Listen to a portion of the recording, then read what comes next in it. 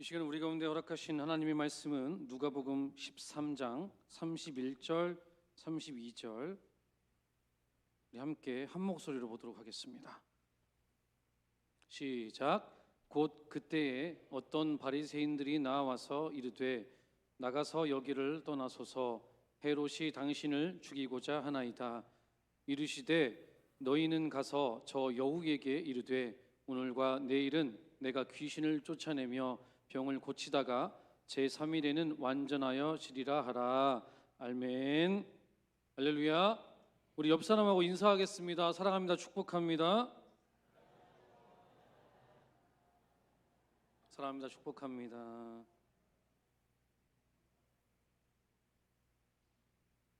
여러분들 혹시 별명 가지고 계십니까?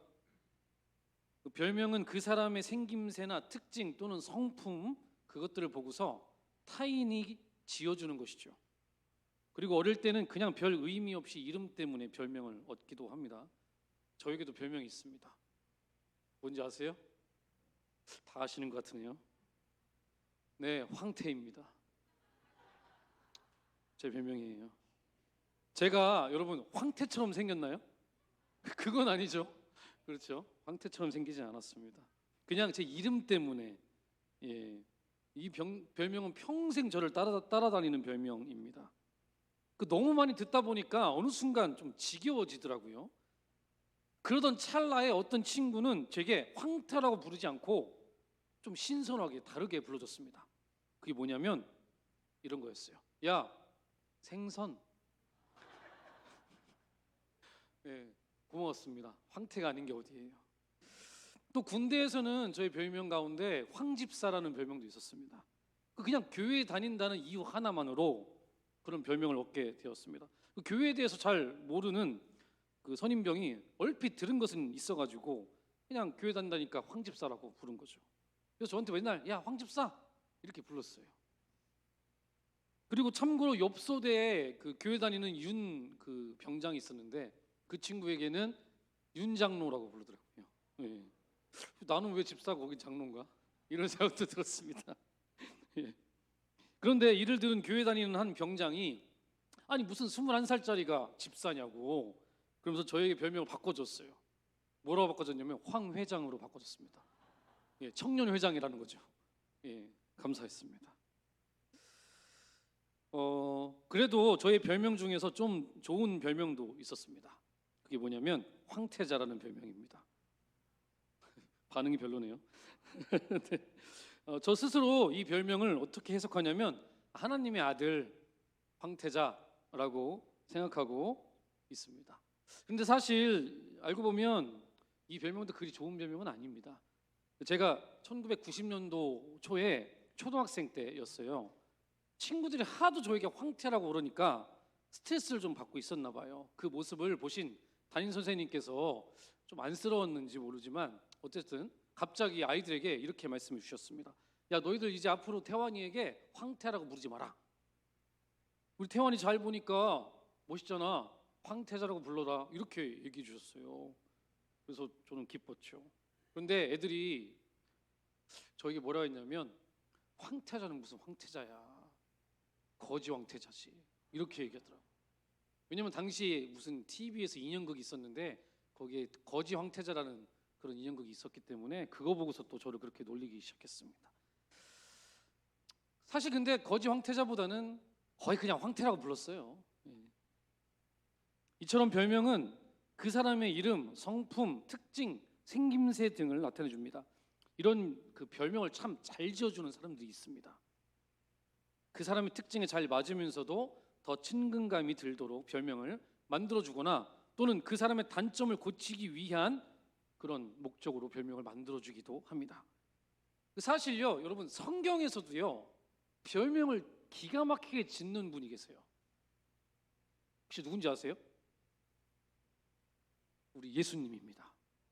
예수님이요 별명을 기가 막히게 지어주십니다. 예를 들어서 우리가 잘 알고 있는 그 시몬 있죠? 시몬의 별명이 뭐죠? 페드로입니다. 사실 진짜 이름은 시몬이잖아요. 반석이라는 별명을 지어주신 것이죠. 예수님께서 제자들에게 야 너희는 나를 누구라 하느냐 이렇게 물으시니까 시몬이 이렇게 대답했죠. 주는 그리스도시요 살아계신 하나님의 아들이십니다. 이 말씀을 딱 하자 예수님이 야 칭찬하시면서 너 이제 시몬이 아니야 베드로야 이렇게 말씀해 주셨죠. 내가 이 반석 위에 내 교회를 세우리라. 음부의 권세가 이기지 못하리라. 베드로라는 이름은 돌, 바위, 반석이라는 뜻을 지닌 라틴어 페트라 있죠. 페트라에서 비롯된 이름이죠. 이렇게 별명을 지어주신 것입니다. 또한 예수님께서는 제자들의 그 잘못을 깨우쳐 주실 때도 별명을 지어주셨습니다. 세례 요한이 아니라 사도 요한 있죠. 사도 요한과 야고보라는 사람이 있습니다. 예수님을 막는 사마리아 사람들을 보면서 그들이 이렇게 말했죠. 스승님, 우리가 하늘에서 불을 내려가지고 저놈들 다 쓸어버릴까요? 이렇게 말하자 예수님이 꾸짖으시면서 이렇게 말씀하십니다. 너희들 보아너게 같구나, 우레의 아들 같구나 라고 말씀하셨죠. 쉽게 말해서 뭐냐면 야 승질 좀 죽여 이 소리입니다. 승질 좀 죽여라. 사람의 심장을 꿰뚫어 보시는 예수님께서 지어주신 별명이라면 아주 매우 신뢰도가 높겠죠. 우리에게는 예수님께서 어떤 별명을 지어주실까요? 천국 가면은 뭐라고 불러주실까요? 사랑하는 성도 여러분, 베드로처럼 칭찬받고 은혜롭고 멋진 별명으로 예수님께 불리시기를 예수 그리스도의 이름으로 축원드립니다. 그랬으면 참 좋겠습니다. 오늘 본문을 보면은 예수님께서 어떤 이에게 별명을 지어주십니다. 그리고 이렇게 불러주세요. 그게 누구냐면 바로 헤롯이라는 사람입니다. 그는 갈릴리와 베레아 지방의 분봉왕이었습니다. 그 분봉왕이 뭐냐면 왕이 아닙니다. 왕보다 실제로 직급이 좀 낮았습니다. 로마 제국으로부터 예속된 군주인데요. 쉽게 오늘날로 말하면 특별시장이나 광역시장 또는 도지사 이 정도로 생각하시면 됩니다. 그래도 그 관할 지역 내에서는 굉장히 아주 강한 권력을 가지고 있는 그런 자였죠. 즉 예수님께서는 활동하시던 그 지역의 우두머리에게 별명을 지어주신 겁니다. 무엇이라고 지어주셨죠? 저 여우라고 말씀하셨습니다. 여우. 도대체 헤롯이 어떤 자였기에 사람을 정확하게 꿰뚫어 보시는 우리 예수님께서 여우라고 별명을 지어주신 것일까요? 자, 우리 한번 알아보겠습니다. 그래서 일단 그 본문의 상황을 좀 말씀드리면 예수님께서 안식일에 18해 동안 귀신 들려서 허리가 꼬부라진 사람이 있었어요. 그 여인을 안수해서 고쳐주십니다. 그런 다음에 안식일에 병 고치는 것에 대해서 회당장과 회당장이 반론을 제기하죠. 그에 대해서 멋지게 말씀으로 가르쳐 주십니다. 그리고 나서 하나님의 나라를 비유로 말씀해 주시죠. 겨자씨 비유와 누룩의 비유를 말씀해 주십니다. 그 후 예루살렘으로 가셔서 좁은 문으로 들어가기를 힘쓰라는 교훈까지도 가르쳐 주십니다. 결국 이게 뭐냐면 하나님 나라가 이런 곳이다 라는 것을 알려주신 거예요. 그런데 이때 어떤 바리새인들이 와서 예수님 여기를 떠나십시오. 헤롯이 당신을 죽이려고 합니다. 이렇게 말해주는 거죠. 이에 주님께서 오늘 본문의 말씀에 이렇게 말씀해 주십니다. 저 여우에게 가서 말해주게. 오늘과 내일은 내가 귀신을 쫓아내며 병을 고치다가 제3일에는 완전해질 것이다. 이렇게 말씀해 주십니다. 여러분, 그 헤롯 하면 어떤 이미지가 떠오르십니까? 떠오르시는 거 있으신가요? 일단은 예수님 탄생 시기에 2세 이하의 베들레헴의 아이들을 학살시킨 악행이 떠오르죠. 또한 세례 요한을 참수형으로 죽여버린 악한 모습도 있고요. 또 사도 야고보를 죽이고 베드로를 투옥시킨 그런 모습도 우리는 떠오릅니다. 참으로 하나님의 사람들에게 몹쓸 짓을 아주 많이 했던 그런 사람이죠. 그런데 여러분, 우리가 좀 여기서 한 가지 짚고 넘어가야 될 게 있습니다. 사실 이 세 가지 악행 있잖아요. 이게 다 다른 사람입니다. 이 헤롯이요, 다 다른 헤롯이에요. 그냥 성경에서는 헤롯이 그랬다, 헤롯이 이렇게 했다 나와 있으니까 우리가 그냥 같은 사람인가 보다라고 생각할 수도 있지만 사실 정확하게 말하자면 이 헤롯은 세 명 다 다른 헤롯입니다. 그 부분을 조금 그래도 우리가 예수 믿는 성경을 아는 사람들이니까 여러분들에게 조금 가르쳐 주도록 하겠습니다. 자, 일단은 2세 이하의 베들레헴의 유아들을 아주 학살시킨 그 악한 헤롯 있죠. 그게 누구냐면 바로 헤롯 대왕이라는 사람입니다. 이 사람은 BC 37년에서 AD 4년까지 활동했던 사람이죠. 그는 유대인이 아닌 에돔 사람이었습니다. 에돔인이 유대인의 왕이 된 것입니다. 그래도 그는 유대인의 마음을 얻어야 했기 때문에 유대인들이 가장 소중하게 생각하는 그게 뭐죠? 성전이죠. 제2성전을 확장하고 웅장하게 재건축해줬습니다. 그러면서 동시에 다른 이교도의 신전도 지어졌던 사람이었습니다. 그의 성품은 정말 악랄했죠. 자신의 왕권을 위협할 가능성이 있는 사람을 가차없이 제거해버렸습니다. 실제로요, 그 자신의 아내 마리엠네라는 사람과 그의 장모 그리고 3명의 아들까지 자기의 자리를 위협한다는 생각에 죽여버립니다. 그 로마 황제 아우구스투스가 이렇게 말합니다. 헤롯의 아들로 사는 것보다 돼지로 사는 게 낫다. 그러니까 윗사람이 봐도 야, 얘는 진짜 악랄하다라는 생각을 했던 것이죠. 이런 그였기 때문에 유대인의 왕이 태어났다고 하자 내 자리가 위협되는 거 아니야? 생각에 베들레헴의 2세 이하의 아이들을 다 학살시켰던 것이죠. 자, 그리고 사도행전 12장에 기록된 베드로를 투옥시키고 사도 야고보를 죽인 헤롯 있죠. 그 헤롯은 다른 헤롯입니다. 그 헤롯은 헤롯 아그리파 1세라는 사람입니다. AD 39년에서 44년까지 통치했던 사람이고요. 그는 이 방금 제가 설명해드린 헤롯 대왕의 손자입니다. 손자이고요. 이 사람도 초대교회를 아주 핍박했던 사람이었습니다. 이 사람은 철저하게 헬레 문화를 숭상했고 유대에서는 유대적 행동을 취했던 그런 사람이었습니다. 그리고 오늘 본문에 등장하는 이 헤롯, 이 사람은 헤롯 대왕의 아들로서 바로 헤롯 안티파스라는 사람입니다. 이 사람은 무려 43년이라는 상당히 오랜 기간 동안에 갈릴리 지방을 통치했던 사람인데요. 이 사람이 세례 요한과 예수님께서 대부분 사역했던 지방이었던 갈릴리 지역 있죠. 그 갈릴리 지역의 영주였기 때문에 신약 성서의 가장 대표적인 인물로 등장하는 것이었습니다. 예수님께서는 바로 이 헤롯 안티파스에게 아유 저 여우라고 말씀하셨던 것이에요. 그런데요, 여우라는 별명에 앞서서 사실 이 헤롯 안티파스는요 희망적인 부분도 있었습니다. 제가 무슨 근거로 말하냐면요, 마가복음 6장에 나와 있습니다. 우리 19절과 20절 말씀을 한번 보도록 하겠습니다. 자, 시작. 헤로디아가 요한을 원수로 여겨 죽이고자 하였으되 하지 못한 것은 헤롯이 요한을 의롭고 거룩한 사람으로 알고 두려워하여 보호하며 또 그의 말을 들을 때에 크게 번민을 하면서도 달갑게 들었음이라. 여기 보면은 요한이 의롭고 거룩한 사람으로 알고 그를 두려워해서 그의 말을 들었다고, 이렇게, 그죠? 들을 때에 크게 번민을 했지만 달갑게 들었다라고 이렇게 기록하고 있죠.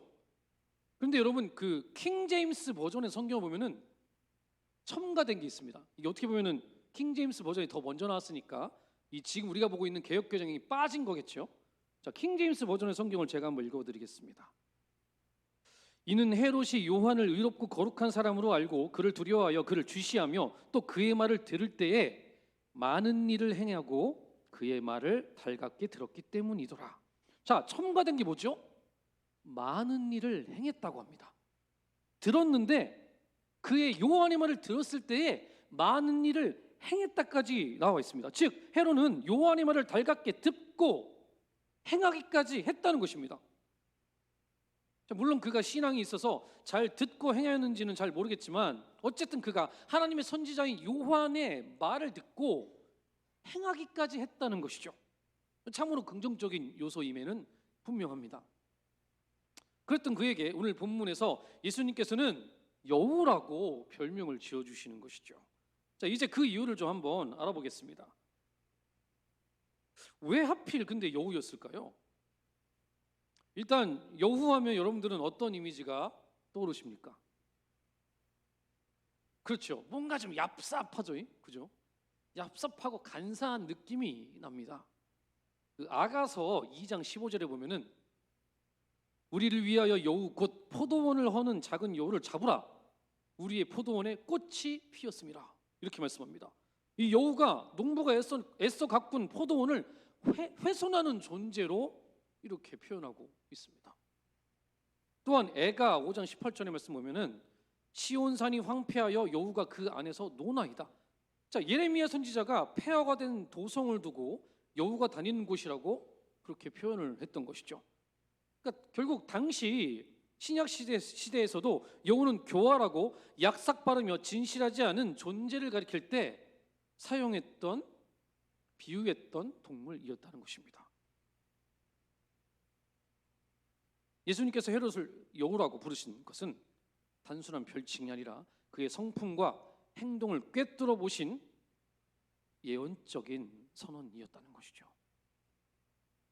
이는 헤롯이 가진 정치적 기회주의, 교활함, 영적 무지함 이런 것에 대한 아주 신랄한 평가였다는 것입니다. 자, 헤롯 안티파스에 대해서 좀 제가 말씀을 드리면 이 사람은 정치적으로 철저한 기회주의자였습니다. 그는 권력을 유지하기 위해서 로마 황제와 유대 지도자들 사이에서 아슬아슬한 줄타기를 늘 했던 사람이었습니다. 이 겉으로는 유대인의 왕인 척하면서 행동을 합니다. 유대인들에게 잘 보이려고 노력을 해요. 요한의 말도 듣는 척하고 그럽니다.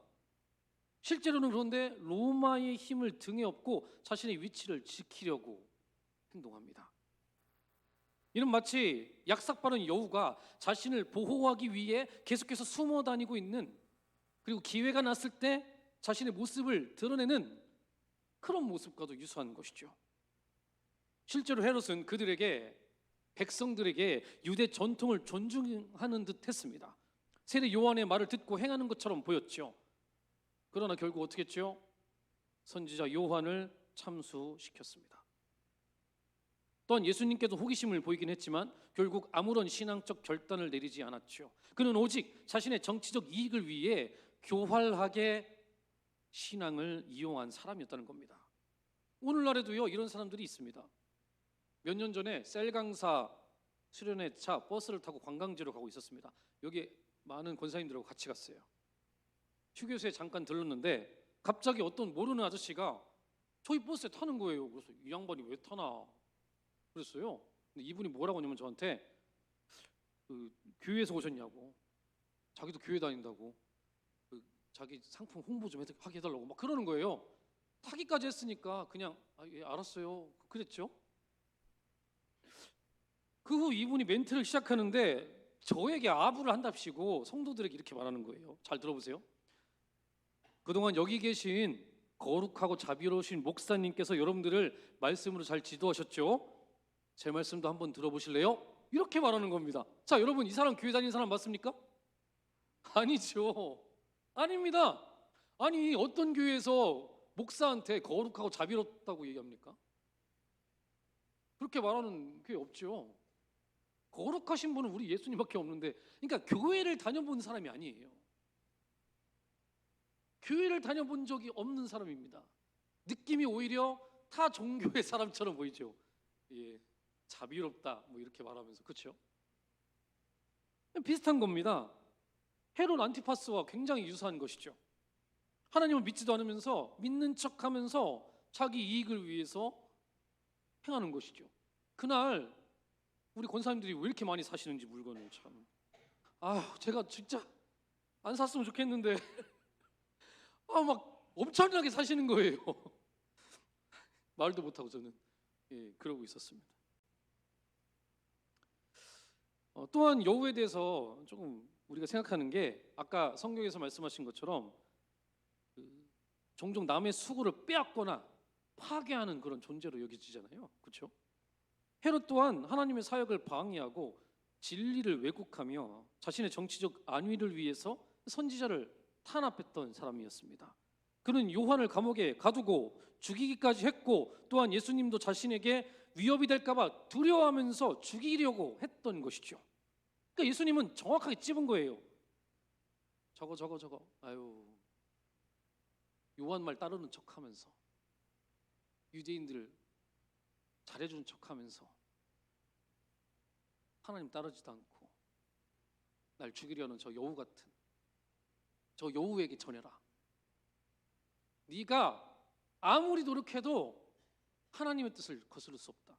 이런 뉘앙스로 말씀하시죠. 우리 32절 말씀 다시 한번 우리 보도록 하겠습니다. 시작.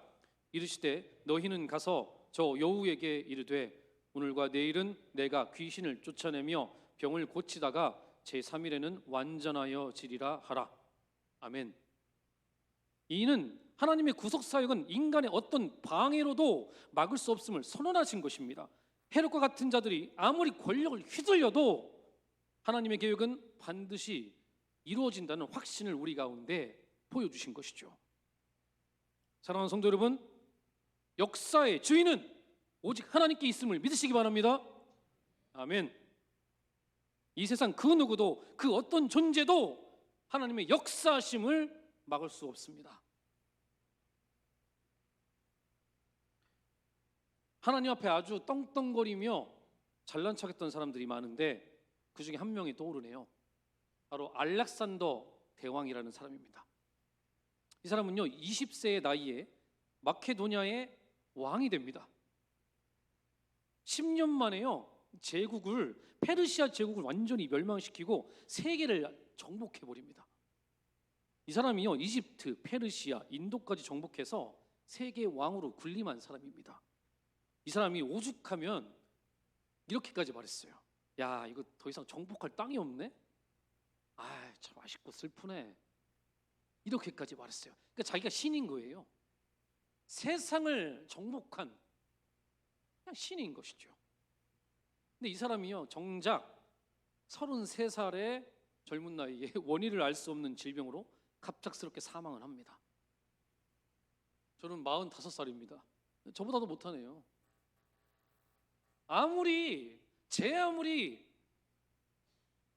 이 세상을 정복할 수 있는 권력을 가지고 있을지라도 하나님 앞에서는 한낱 연약한 인간일 뿐이라는 것이죠. 그의 거대한 제국은 단명했고 부와 장군들 그들 간의 분열로 인해 결국은 사라지고 말았습니다. 놀랍게도 다니엘서 8장과 11장에는요 이 알렉산더 대왕의 등장과 몰락을 정확하게 예언한 내용이 있습니다. 우리 한번 볼까요? 다니엘서 8장 5절 말씀 보겠습니다. 시작. 수점소 한 마리가 서쪽으로부터 올라와서 땅에 두루 다니는데 얼마나 빨리 달리는지 발이 땅에 닿지 않았다. 이게 무슨 표현이냐면요 알렉산더 대왕이 번개같이 세상을 정복하는 모습을 말하는 겁니다. 굉장히 짧은 기간에 세계를 정복했죠. 그런 모습을 예언하신 것입니다. 그 다음에 다니엘서 8장 8절을 볼까요?